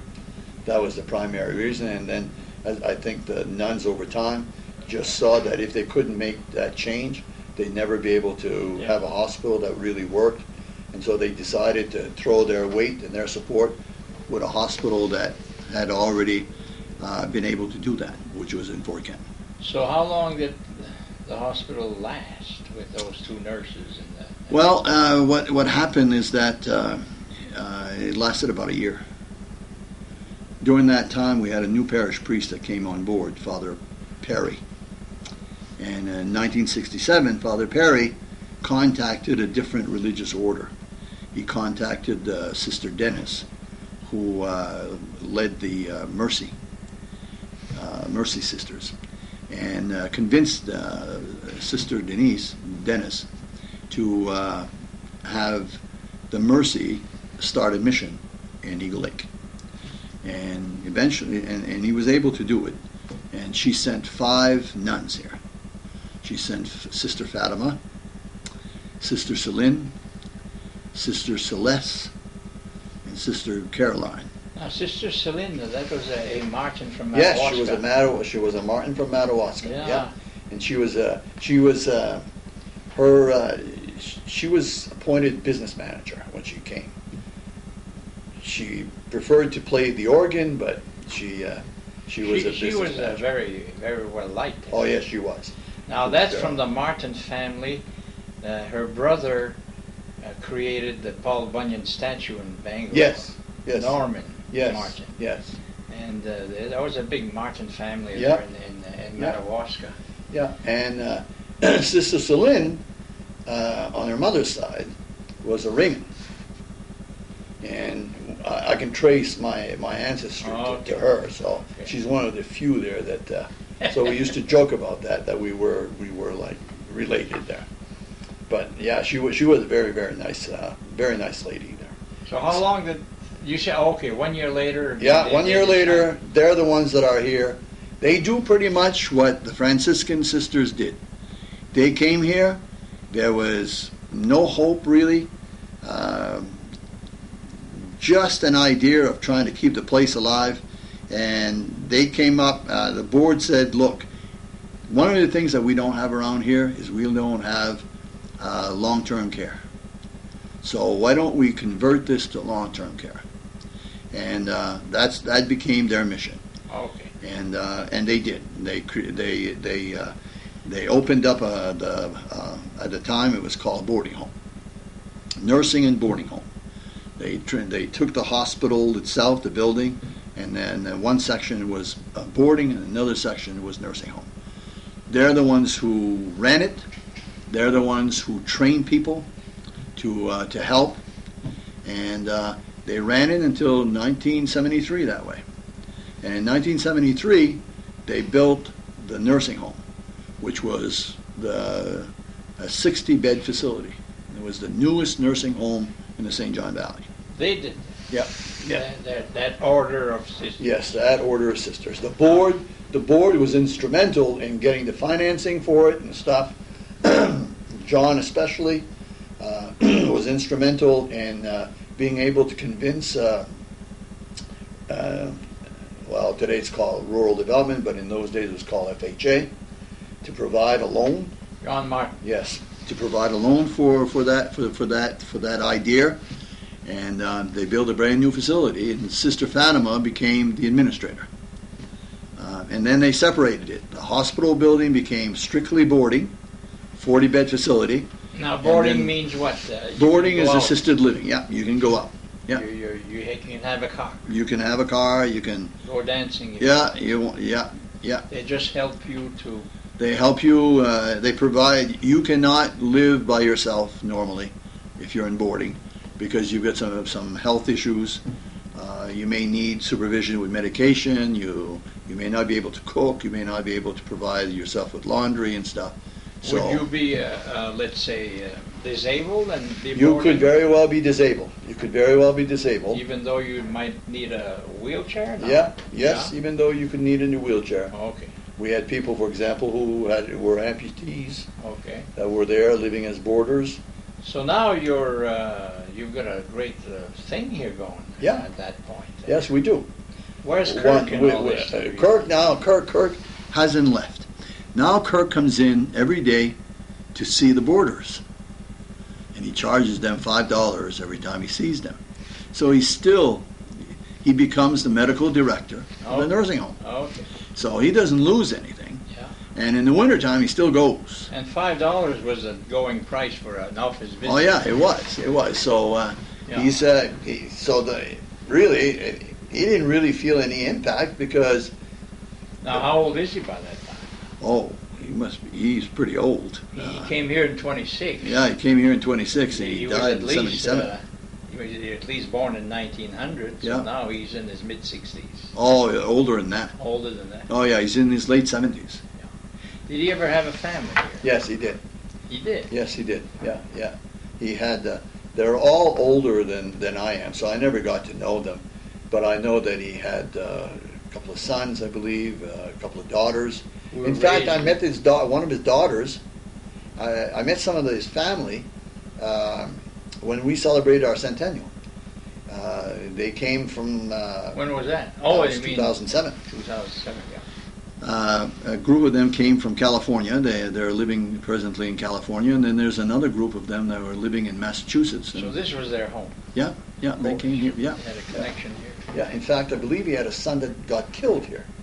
Oh, is that right? Playing baseball. Really? Now, how old is the town of Eagle Lake? Older than the hospital? Oh, yeah. Okay. The town of Eagle Lake started in the 1850s, around 1856. But it got incorporated only in 1913. Okay. So they celebrated their incorporation this, 1911, that the town was incorporated. Okay. So there was a celebration. Yeah, they celebrated their last year. 100-year incorporation, but the town was really established in 1856. Yeah, it's like Fort Kent. We celebrated in '69. Yes. But the town had been there since the Aroostook War. Yeah. Well, let's take a little break here because my battery's getting short again. Okay. We'll go look at some pictures. Okay. Raymond, Reynald, while we're here, this is a brand new building we're in. Yes. This is a brand new office building. Is that picture in this hall here of it? Yes. Let's look at that right now, and you can explain it to me. This way? Oh, it's not this one. No, this building. The one right here Yes, on the left. that's correct. That's the building we're in right now. That's correct. That's about a year old. Yes. And it was built on the site that used to be the resident building for the nuns. Okay, Le Couvent. Yes. Okay. All right, and there's the next to it is the office building for the doctors who that's practice Fish River. That's Fish River, yeah. Yeah. And then below, going down the road, the first building that you see, Okay. that's the aquatic pool. Oh, that's right. We have an aquatic pool there where we provide therapy, boat, land, and aquatic. And then the building adjacent to that is the gym building, Okay. and that's connected. That's connected right here to this building. But that's the building that we provide day program services to adults with developmental disabilities. Did you say the big building on the left? Now, what's that again? That's our gym building. Okay, that's your gym. Yeah, gym building and classroom building. So that's used for exercise and stuff. Yeah, that's used for exercise. And there's quite a few buildings there. yes, and the building right opposite the pool building, that's there are two waiver homes there. That's what we used to call Powell Memorial. Yeah. Yeah. What do you call them? So one is called Mamie Home, which is a waiver home for 4 people that have developmental disabilities. So And the that's other what one- a waiver home is? Yes. And then the other one is Floyd Powell Waiver Home. Same Okay. thing for 4 people. General Linda speaking. How may I direct your And call? then below Alright. that is our shop, which we use for storage. Okay. And then Now, what's the connection with Powell here, Mamie and Red? that facility or those facilities were named after them because she was a public health nurse Okay, and yeah. worked a lot with people who had mental retardation. Okay. And those facilities were started to help people with mental retardation. Okay. And Red Powell was a And Red Powell was professor her at husband. Yeah. college. Yeah. All right. So let's come back to this brand new building, which was the residence for the nuns. I remember that building. Yeah, that was a 2-story building, Yeah. and it was replaced with this one, Okay. which is about double the size of the other building that we used to be in. Okay. Now we're here at the original hospital, huh? Yep, that's a whitish yellow building. Yeah. That's the building that was built in 1907. Not all of what you see there was built in 1907. It's a progress. Yeah. The last piece that was added to that building was somewhere around the late 1940s. Okay. And then the building with the blue roof, that's the nursing home. Okay. That's the one that. That's the one that was built in 1973 and added to in 1974, 75. That's a big building. Yes. What's the capacity that you said? That's a 60-bed facility. Nursing home. Yeah. 40 nursing and 10 assisted living right now. Okay.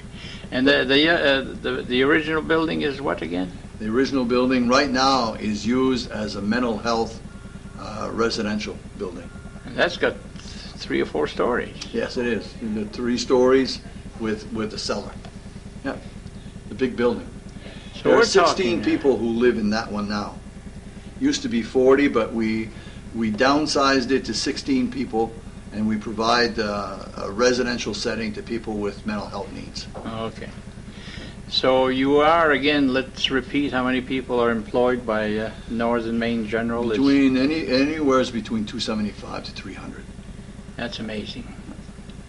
Is that you say? That's the newspaper article that was written by the Bangor Daily about this hospital in 1940 something. 46. Yeah, and here's Dr. Kirk. Okay, let me And zoom here's in on Dr. There's Dr. Kirk. yeah, in his prime. And the And nuns. here's Dr. Hunks, Oh, Dr. Hans. who's performing an Surgery. appendectomy there. Oh, yeah. So he was here quite a few years before Fort Kent opened. Oh, yes. Yeah. He was here at least 6 years. And then some. Now you're starting to see nurses besides the nuns, huh? Yes. Yes. See, that's not a nun there. No. That's a nurse. Is that babies in there? Yes. Yeah. And then over here's another. That was a nursery. Another. That was that was what they used to call the wards. Oh, okay. You had several beds, and Yeah. here's a sister Franciscan at the time, right? Yeah. Franciscan. Yeah. 1940. Here they are again. Boy, they did a lot of good work up here, huh? Yes, they did. That was Fish River Lumber Company right there. Look at the houses behind the mill. Yeah. Holy mackerel. About 100 years ago. Yes. Yeah. Plaza Camaco, Fish River? Yeah. Fish River Lumber. So what is this here? That was the two stacks that they had. One for the sawmill and the other one for the kilns. Okay, so this is the mill here. Yeah. Fish River Lumber Mill in Yeah. Eagle Lake 100 years ago. And you see, if you look right next to the, right here, Okay. there's a lady here with an umbrella, Yeah? big dog, and she's speaking to a man. Oh, yeah, yeah. Isn't that something? Shows you the size of that. Yeah. And in fact, in 1930. The mill, this Yeah. mill burned down. Yeah, it burned right to the ground. Did it go down just a little bit of it, or just No, the whole thing. everything burned Yeah, down? everything burned. And basically, it closed there. There was no more mill in 1930. From 1930 on, there was no more mill. Are you serious? Yeah. And That then took what care of the happened- town? It pretty much killed the town, yeah. Then what happened is that this mill, I can it's see the it. same place. It's the same place. This is Oh. the railroad tracks. Okay? Oh, this became Chubby's place. Yes, that's what became the old mill marina. Oh, yeah. Well, who owned that one? That was a guy by the name of Batts, and he came here from somewheres out in around the Great Lakes area, and he had an idea of using our. We had a large crop of rock maple, sugar maple. Okay. And he decided that there was at the time there was a real market for bowling ball pins. Oh, they were made out of wood. Yes. So he built a mill to make bowling pins. Wow. Now, when I was a kid, you could see those bowling pins that they made everywhere. They had them with the Canadian leaf on it. Oh, yeah. It operated only for about a couple of years. He put in $1 million at the time. And they sold stocks in town to people and stuff. It went bankrupt. Now, the maple leaf was because this was maple wood? Yes, maple wood. Had yes. nothing to do with Canada. No, it had nothing to do with Canada. So this didn't last long. No, they sent their first shipment to Japan because that's where their market was supposed to be. And so by the time it got to California and got to the people who were going to export it to Japan, they rejected. They rejected the supply. Wow. And when that was rejected, that was his major supplier. It just Now, killed what the year mill. was that, do you think? That was in the 50s. After the From war. 50 to 55, yeah. After the war. Yes. Now, This is the mill that eventually Tom Pinkham bought. now they and made turned other, that into a coat hanger mill. right. And it operated until 1977 as a coat hanger mill. And between 75 and 77, Tom Pinkham had moved and built a mill in Nashville. Ashland. And when that mill opened and was in full force, then this one eventually closed. And that was the end of the mill industry in Eagle Lake. Okay. So the big mills of the 100 years ago, that in 1930, That was gone. the was whole gone. thing went down. The whole thing went down. They didn't have So much. it was a depression. Not only was there a oh depression, yeah. but there was no longer any place to work. So that started in the 30s there. That's when you started seeing the outward migration. Yeah. People are going to Connecticut. Yes, they're going to Connecticut. Yeah. And then the war accelerated that because now people went to the army. And when they came back, they had experienced something that they had never experienced up here in Eagle Lake, which was more opportunity. Yeah. And a lot of them left. Yeah. Now, do you remember do you know the population of Eagle Lake at its peak? Yeah, it was somewhere around 2,300. You know, that's as big as Santa Gat used to be. Yeah. In the 1920s. Like here, Santa Gat had a movie hall. They had a lot of stores. And now they're about 800, I think. Yeah, that's about what we are. Is that right, Yeah. huh? It's about what we are. Everything is the same up here, the out-migration and everything like that. Yeah. Now, what's this here? Oh, that was, On the lake? yeah, that was, they were, those were the sleds that they used to pile some of the logs on Okay. and bring them. See, those are great pictures, huh? Yeah, they're pretty nice. This is, again, here, the old mill before it burnt? Yes. Yeah. Oh, yeah, you can see the stacks and the houses and everything. Wow. Wow. And this is the first, this is adjacent to the hotel at the time, and it was owned by the Pinettes, and that was a car rental company. Oh, you can rent a car? Yeah, you could rent a car. Look at the barn behind it. They had a blacksmith shop there, and you could rent a car. Still have horses. Yeah. Now, the peanuts, those from Watergrass and Soldier Pond peanuts, you don't know? I don't know who they were. They were gone by the time Yeah. I was old enough to. And this is taken in 1960. Let me see now. I'm trying to get the light out of the way here. 1960. Yep. Now you can see the old main street. Yeah, this is the old main street right here. And there's a lake behind it with some Yeah, fish. and there's the mill stack. Oh yeah, for the Pinkham Mill there. For the Pinkham Mill, yeah. And that right there is the old convent. Okay. It's now the town park. But that was built in 1916 by Father Marcoux. Wow. And was it the Franciscans that taught there? Yeah. Yeah. So this is the road to the dump there? No, this is the road to the dump right here. Okay. Okay. This is Old Main Street, or what used to be the Main Street. Yeah. This is Dennis Street. Here's what is the American Legion, but used to be the Dirigo School. Oh. Now, You can see the fishing cabins there on the lake there. yeah, we can see the fishing cabins Little right dots there, there. yeah, little dots. But here, this big building beyond the convent, that's the... That used to be Philip Blanchette's store, Oh, I see. and that burnt. And that's where now Eagle Lake Grocery is. Okay. Then the store across the street, or the building across the street right adjacent, used to be Gilman DeVoe's store. Okay. And that burnt.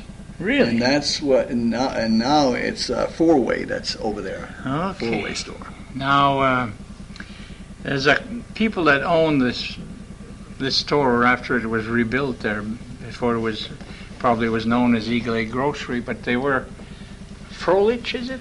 Yeah, Frolics, yes. Frolic, okay. Yeah. They're not here anymore. So, Oh yes. Oh, they are. Oh yeah. The lady, the man died not too long ago, but his wife's still here. His kids, one of his daughters, in fact, works for us. Okay, so they ran that store. Yeah. All right. Let's go see some more. It's interesting. This is Old Main Street, or. Now, what I've been told is that the people are all outside that day because there's a fire. Whether that's true or not, I don't know there, but They're looking at something. they're all looking at something, yeah. Hey, boys, I You leave can see the wooden sidewalks that they had. Yeah. You also notice that there's no electrical or telephone Okay, poles no telephone pole. because electricity didn't come to Eagle Lake until 1928. Right. The only place that had electricity in the early 1900s was the mill. They generated it. Yeah, they generated it themselves. Now everybody had a ladder on the roof. Yes. Huh? That was the. That was either a fire escape or it was to go and deal with a chimney fire. Chimney fire, or Yeah, clean the clean the chimney. chimney, Yeah, yeah. We don't see that anymore. No. No. One of the biggest enemies was fire. Yeah. Still is, as we saw in yeah. Fort Kent there. Oh yeah, doesn't take long. See, you see another picture of that old that first mill there, Fish River. Let's have a look. Okay. Now you can see the lake. Yeah, this is Slab Alley right there. And look, the mill goes all the way here. Oh yeah, we can see the logs and Yeah. the Some of the logs are there. isn't that something? Hey, this is a big building here. Raymond. Yeah, it is. Huh? It's sorry. This picture here. Yeah, excuse me. Usually that's the first question I ask. So that is a hospital in the 1940s. Wow, look at that. Now that was not the original. That's bigger than. Yes, they had just added this section. Okay. This is the original piece. You can see the dark versus the white part. Right. Yeah. Oh yeah. Sit là. And this is the hospital the year it closed in 1965.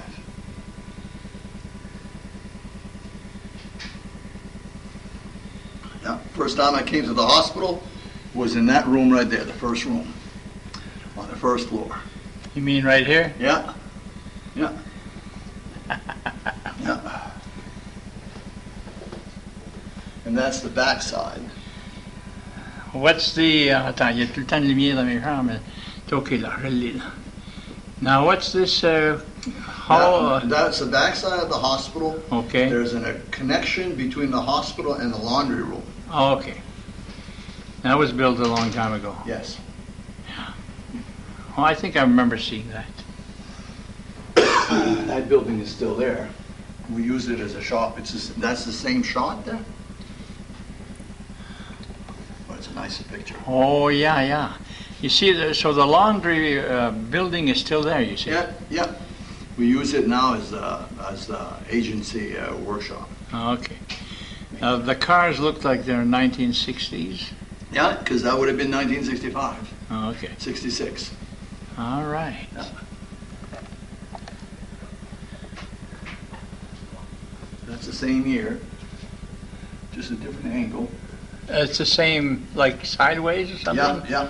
You can see the back, the porches in back there? Yeah. Wow, huh? This is the operating room.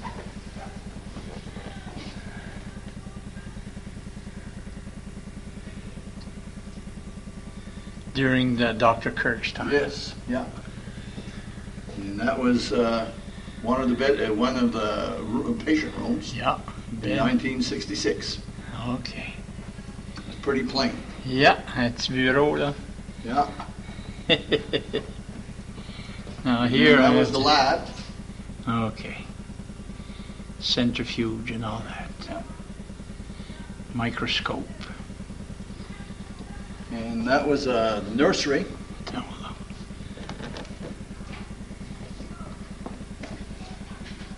Okay, that's when the little babies were born there. Yeah. And what is this one? That was their sterilizer. Okay. A medical name for that, but I don't know what it is. We're looking at Father Marcoux here. Yeah, okay. Isn't that something, huh? Oh, and of course they had a That was chapel. the chapel, the hospital. Yeah. Chapel, Dr. Kirk. Yeah, and his raspberry garden. I remember him. Now, how many kids did he have, did you say? You don't At know, least huh? 4. 4, huh? And these are the last nuns that were here. Okay. Quite a crew? Yeah. No, there was 10, 12, 14, I think. Yep. Wow. Huh.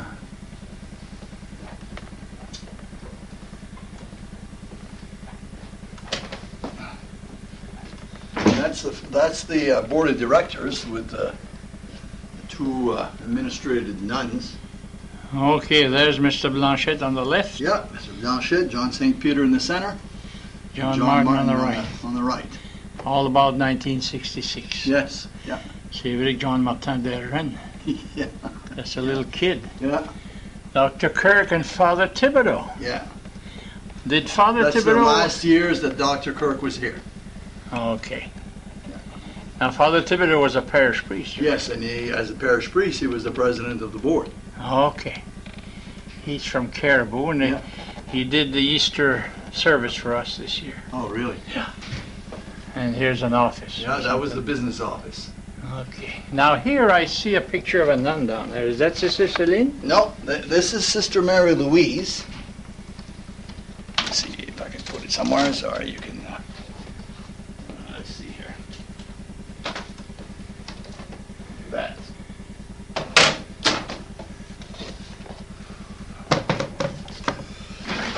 Oh, that's freaking court. That's Sister Mary Louise. Okay.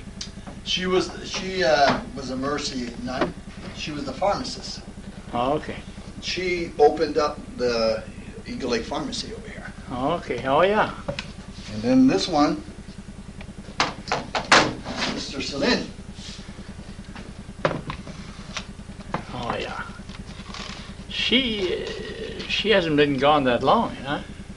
She left here in 1996.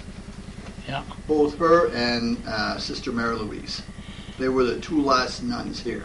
She's passed away since. Yeah, she's passed away since. Yeah.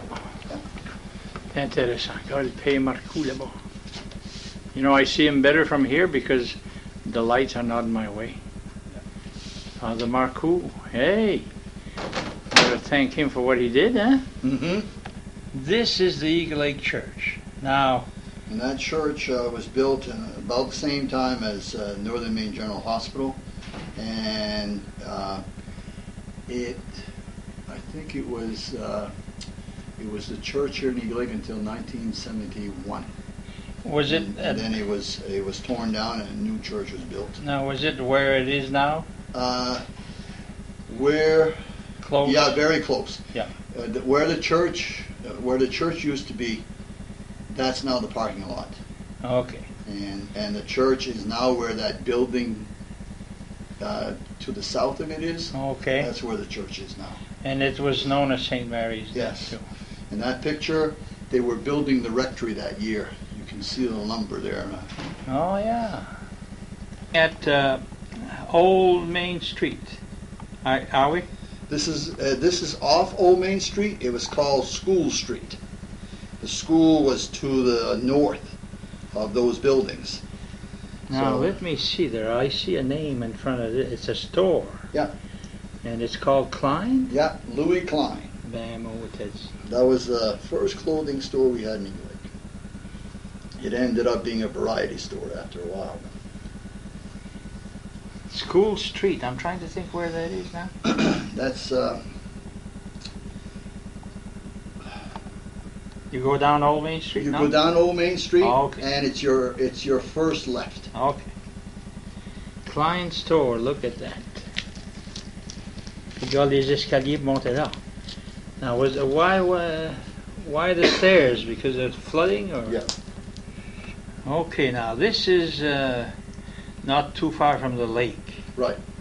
It was called the Derico School. Yeah. Before you built your grammar school of today. Right. Yeah, it served as the grammar school until 1965. So was that run by the nuns too? No, that was the town school. Public school. Yeah. In that school we had grades, I think it was grades 6 through 8. And then the convent was kindergarten through 6. Okay. So now this is the American Legion, you Yeah, said? that's the American Legion.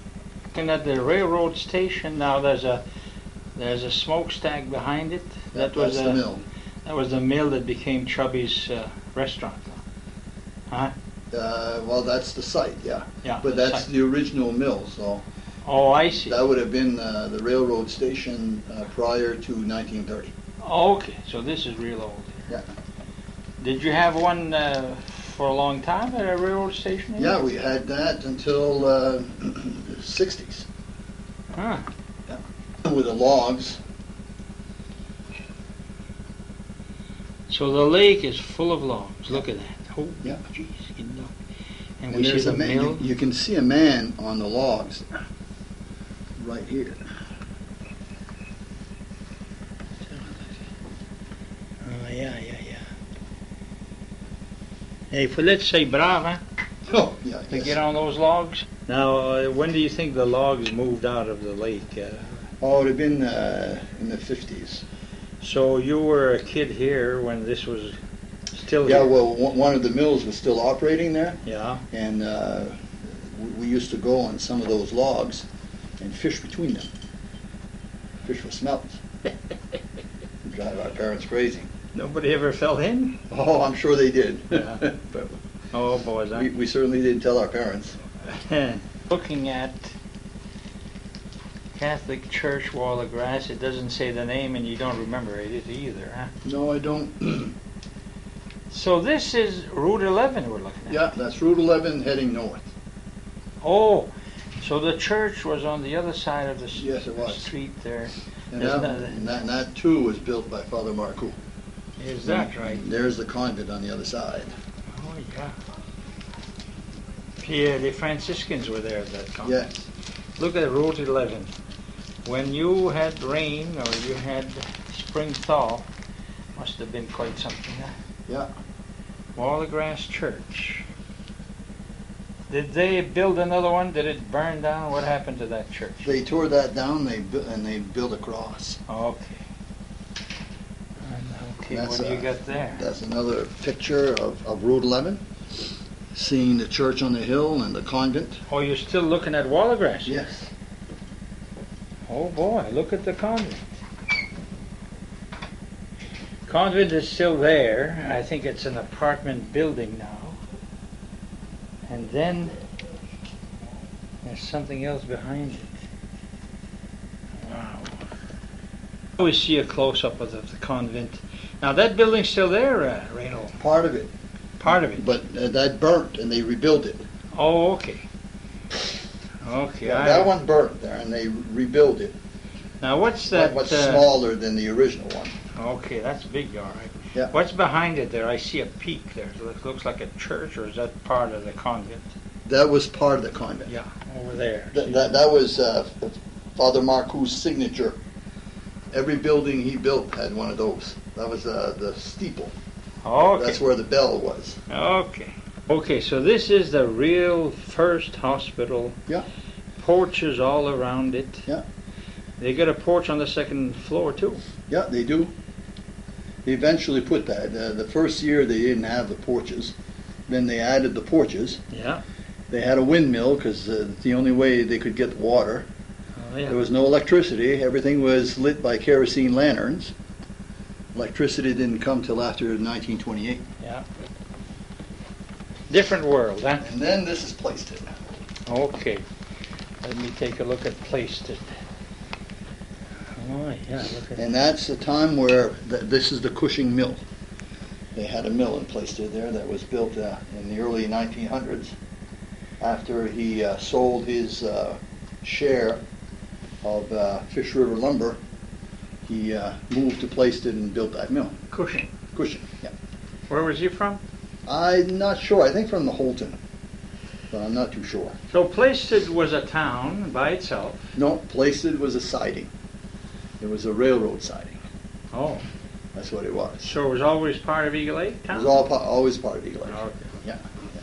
It was always part of Eagle Lake. But they did It would have have... been like what Fort Kent would call North Pearly Brook, South Pearly Brook. They didn't have their post office. They did have a post office. Just yes. like Fort Kent has Fort Kent Yeah, Mills. Fort Kent Mills, yes. Yeah. Yes. Yeah. Hey. Reynald, I want to thank you for showing me all those pictures, or those are special. Mm-hmm. Did you have those made yourself, or you're interested in history, I guess? Some I collected over time. Yeah. Others that I found in a museum, Penobscot Museum, Really? and ordered them so that we would have them here. We use them here at the hospital or at the agency here. especially at the nursing home. We display them for the residents, and especially the ones that have dementia. It helps them to remember things of their past. So yeah. Now, most of those are postcards, right? Yeah, most of those were taken by a photographer who came here up in the St. John Valley in the early 1900s and made postcards out of it. Yeah. Eastern Illustrated was the company he was working for. So we see a lot of those. Yeah. Fort Kent has them. It's great stuff.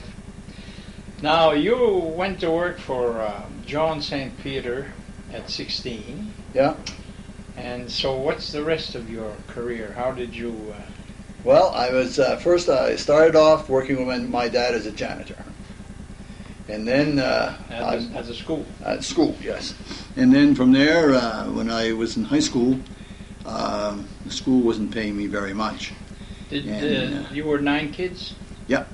Yeah. And you were in the middle of it? No, I was the oldest one. Okay. So I came here to Northern Maine General. They had just closed the hospital. I had heard that they were doing some renovations and stuff. So I asked around, and John St. Peter decided he was going to hire me. So he hired me for the summer.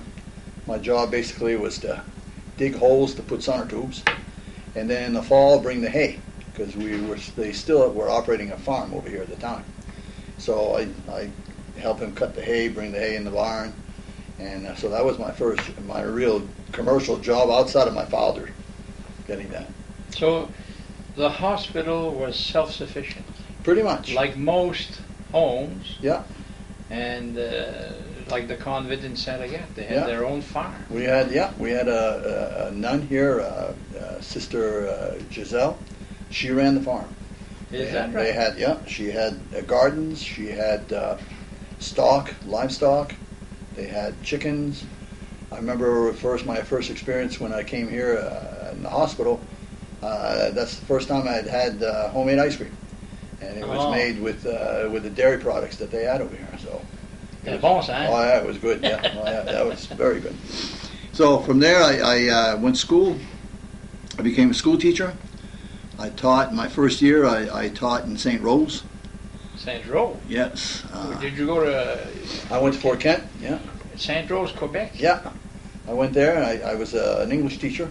Oh. At the time, they were looking for some people to teach English, and there was really no real opportunity around here, so I decided to go try that for a year. Not married then? No, I was not married. Then I came back, and I taught at the Fort Kent High School for about close to 10 years.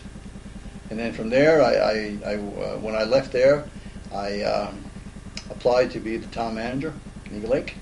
So we're talking, you're teaching in high school in Fort Kent, what years? From 1972 to 1982. So you might have taught my kids? I did. Oh. No, I taught your kids. You're teaching Carl and Dan. Oh yeah. Kevin, yeah, I taught them all. Christine. Now, were you teaching English then? No, I was teaching political science. Okay. Because that was really my major. It was government and economics. So that's what I taught at the high school.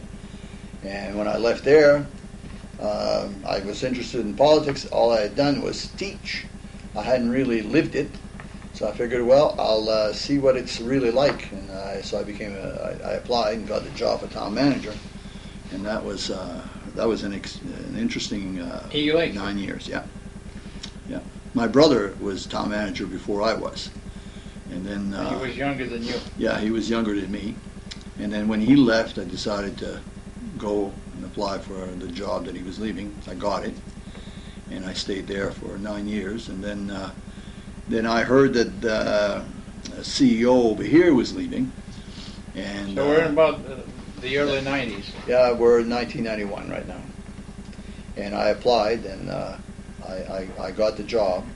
I didn't think I was going to stay here this long, but it was the first job that I really got that I was never bored. There was always something to do. There was always something to build. There was a new service to put in place. So we went from really being a nursing home to a multifaceted healthcare system since I've been here.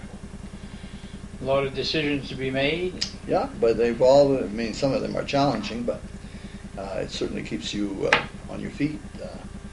But time really moves fast. And, Yeah. I've enjoyed the work here, and I've enjoyed. We got a great group of people working here, and we have an excellent reputation for the services that we're providing. So I'm proud of the agency and the people that work here. Now, people are here from northern Aroostook, or are they from all over the place? They're all from all over the place. Yeah. We've built a reputation over the years of being able to handle the most difficult. Really? So oftentimes we have people from southern Maine that know they really can't find a place. They come to us, and we provide them the service, and we've built a niche. That's why I think we're still in business today, of dealing with people that a lot of people don't want to deal with. We deal with aggressive people. We deal with people that really have unique needs. Isn't that something, huh? And so you're still special in Eagle Lake. yes, It's like saying, well, we had the first hospital north of Bangor. Now you've got something here that's not available everywhere. that's right. So you must have quite a few professionals. Yes, we do. We hire we hire PTs, we hire OTs, we hire nurses, we hire clinicians, social workers. When I was growing up in this town, the only opportunity you had was to become a school teacher if you went to college and come back and wanted to come back here. Both boys and girls. Yes, because there was very little. I mean, and other than if you wanted to be a doctor or a lawyer or something. Now we can say that we provide opportunities in a lot of communities in the St. John Valley, a lot more than we ever did, because now there's opportunities in all those areas. Nursing.